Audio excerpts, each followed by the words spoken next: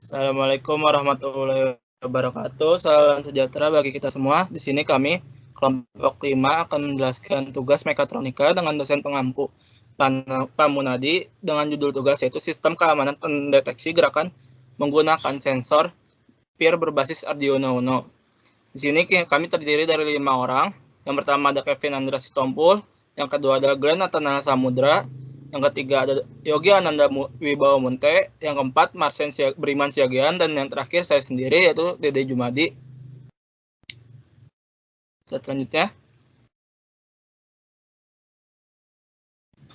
Ya, di sini saya akan menjelaskan pendahuluan dulu, yaitu sensor peer atau pasif infrared merupakan sensor yang digunakan untuk mendeteksi adanya pancaran inframerah dari suatu objek. Dengan kata lain, sensor ini tidak memancarkan sinar inframerah, melainkan hanya dapat menerima radiasi sinar inframerah dari luar. Sensor peer dapat mendeteksi radiasi dari berbagai objek. Dan karena semua objek memancarkan energi radiasi, sebagai contoh ketika terdeteksi sebuah gerakan dari sumber inframerah dengan suhu tertentu, yaitu manusia mencoba melewati sumber inframerah yang lain, misalnya dinding. Maka sensor akan membandingkan pancaran inframerah yang diterima tiap satuan waktu, sehingga jika ada pergerakan, maka akan terjadi perubahan pembacaan pada sensor. Selanjutnya akan dijelaskan oleh saudara saya, yaitu Marsen Siagian. Ya, di sini saya akan menjelaskan secara singkat tentang alat-alat apa saja yang kami gunakan untuk proyek kali ini. Yang pertama itu ada breadboard atau breadboard itu merupakan papan sirkuit yang digunakan untuk merancang rangkaian elektronik sederhana. Alat yang kedua ada kabel jumper. Kabel jumper merupakan kabel elektrik penghubung komponen di breadboard tanpa perlu menggunakan solder. Alat yang ketiga itu ada buzzer. Buzzer digunakan sebagai pengubah getaran listrik menjadi getaran suara. Alat keempat, sensor peer, di mana sensor peer ini sebagai pendeteksi pancaran sinar inframerah. Slide selanjutnya. Alat yang kelima adalah USB. USB di sini digunakan sebagai penghubung perangkat luar dengan PC yang menggunakan kabel.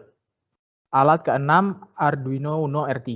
Arduino Uno R3 ini digunakan sebagai platform komputasi fisik open source dan sebagai microcontrollernya sendiri.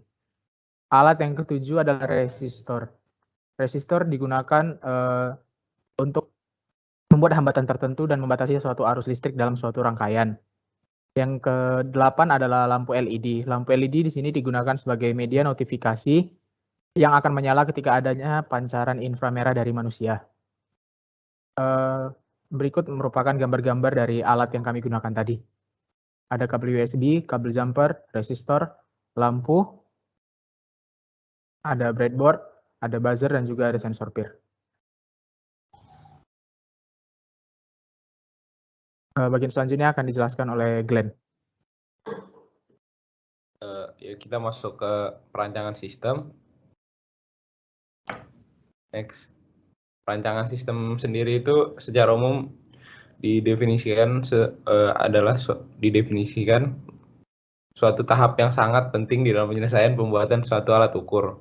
Pada perancangan dan pembuatan alat ini akan ditempuh beberapa langkah yang termasuk ke dalam langkah perancangan antara lain pemilihan komponen yang sesuai dengan kebutuhan serta pembuatan alat. Perancangan ini bertujuan untuk menghindari kerusakan pada saat pemasangan komponen dan memudahkan pembuatan suatu alat serta mendapatkan alat yang baik seperti yang diharapkan. Karena itulah dalam perancangan harus selalu memperhatikan prinsip kerja rangkaian dan spesifikasi komponen yang terdapat.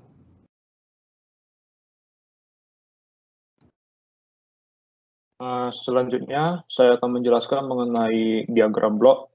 Di sini terdapat beberapa bagian, diantaranya nanti diagram blok tersebut diawali oleh sensor peer, yang kemudian nanti akan mengirimkan sinyal ke sistem Arduino Uno. Selanjutnya, setelah ada melalui suatu proses akan dikirimkan sinyal juga ke lampu LED dan juga ke buzzer sebagai bentuk notifikasi. Saya akan jelaskan lebih rinci mengenai diagram blok ini. Adapun fungsi masing-masing dari blok diagram tersebut, yang pertama saya akan jelaskan dari blok sensor peer, digunakan sebagai inputan data ke Arduino yang kemudian akan diproses untuk melakukan suatu kerja. Jadi sensor yang digunakan ini dapat mendeteksi pancaran inframerah yang memiliki 3 komponen, yaitu VCC, output, ground, yang akan dihubungkan melalui kabel jumper ke Arduino. VCC sendiri nanti akan disambungkan pada slot 5 volt Arduino, sedangkan untuk output nanti akan dihubungkan ke slot 13 pada Arduino, dan ground dihubungkan pada ground Arduino. Selanjutnya untuk blok Arduino Uno akan dilakukan proses pemrosesan sinyal sensor dan pengontrolan yang terdiri dari microcontroller dan sistem minimum. Jadi pada Arduino Uno ini sudah terdapat proses penginstalan driver dan juga sumber listrik menggunakan sambungan LED dari laptop. Yang ketiga itu adalah blok LED. Blok LED ini sebagai tampilan untuk menampilkan tulisan sebagai informasi dari Arduino yang telah diproses. Yang terakhir itu pada blok buzzer berfungsi sebagai penanda bahwa adanya terdeteksi dengan mengeluarkan suara. Buzzer tersebut nanti akan bersuara bila ada sentuhan atau gerakan dan akan mati dalam periode waktu tertentu. Di sini akan saya jelaskan lebih singkat mengenai wiring diagram. Di sini di bagian warna putih di bawah merupakan sensor peer, di mana di bagian sebelah kanan itu adalah sensor ground, dan di tengah itu adalah sensor dihubungkan ke bagian output, dan juga di bagian yang di merah tersebut dihubungkan kepada 5 volt Arduino. Sedangkan di atasnya di bagian tengah terdapat buzzer, yang di sini terdiri dari 2 kabel, di mana yang warna kuning itu merupakan kabel positif, sedangkan untuk yang bagian coklat itu merupakan negatif. Itu dihubungkan kepada breadboard nomor 2 dan 3. Selanjutnya di breadboard tersebut juga terdapat 2 lampu, yaitu lampu kuning dan lampu merah. Lampu kuning tersebut sebagai penanda bahwa bila ada gerakan maka akan menyala selama 5 detik, dan bila tidak ada gerakan maka lampu tersebut akan mati dan kemudian lampu merah akan menyala. Dari kedua lampu tersebut terhubung kembali menuju Arduino. Pada Arduino tersebut juga terdapat colokan untuk lubang USB. Nanti lubang USB tersebut selanjutnya akan terhubung ke sumber listrik, di mana pada wiring diagram kelompok kami ini terhubung ke laptop.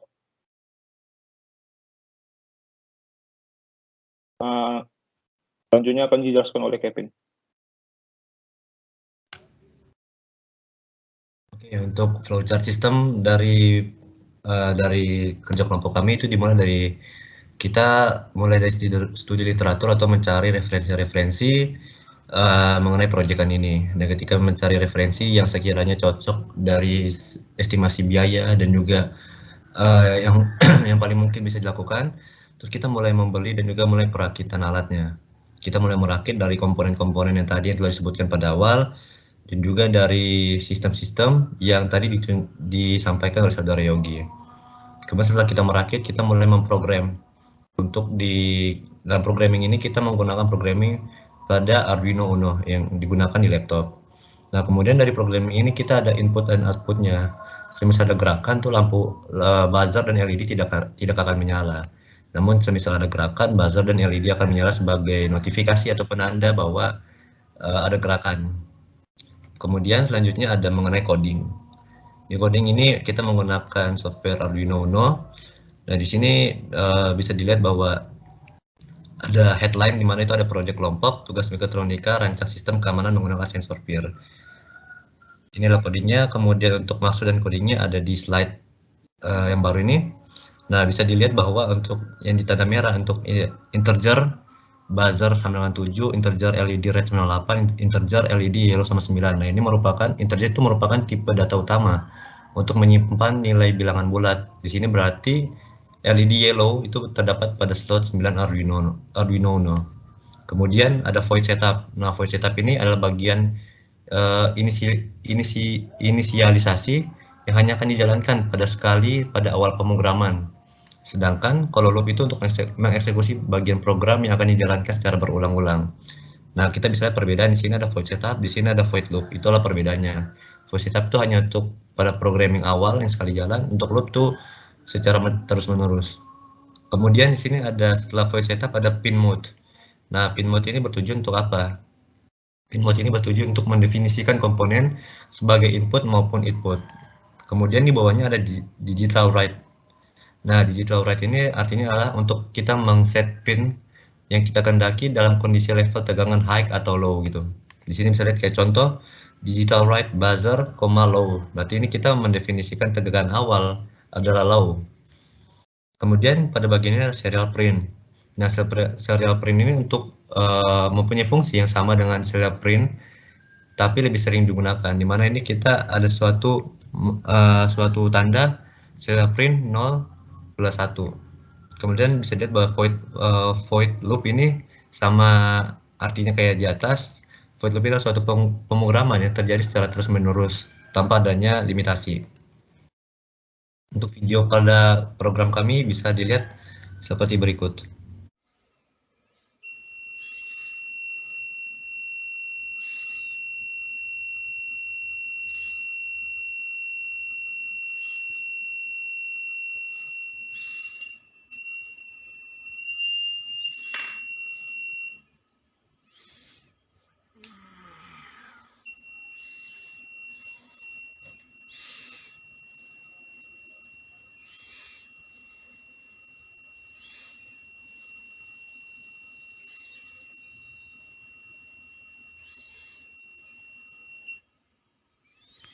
Pada video berikut kita menggunakan uji coba menggunakan tangan karena kita tahu bahwa dalam tubuh manusia itu terdapat sinar inframerah.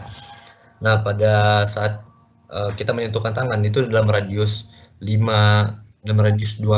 meter itu terdapat bunyi yang dikeluarkan oleh buzzer. Kenapa tersebut terjadi? Karena pada sensor PIR mendeteksi adanya gelombang sinar inframerah yang kemudian dikirimkan ke Arduino Uno dan juga tersambung kepada breadboard. Nah, seperti yang dilihat tadi bahwa pada awal ketika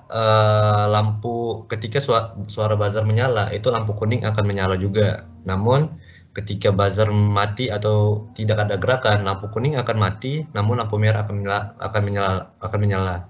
Dan itu udah di program awal. Nah, untuk dari program kami juga kita tahu bahwa sensor PIR terdapat 2 blok di sini, mana 2 blok kuning di mana itu untuk mengatur sensitivity-nya sama relay time-nya. Nah, dari kami mengset untuk sensitivity-nya itu untuk sensitivitas yang agak tinggi sehingga dalam kasus ini dia bisa mendeteksi adanya pancaran sinar inframerah 5-7 meter. Kemudian untuk relay time-nya itu sekitar 10-20 detik. Kurang lebih seperti itu program kami. Kemudian selanjutnya kepada saudara Glenn kembali. Nah, jadi kita masuk ke kesimpulan. Untuk kesimpulan yang kelompok kami dapat, sensor PIR itu bisa digunakan dalam mendeteksi sebuah gerakan yang terdapat pancaran inframerah.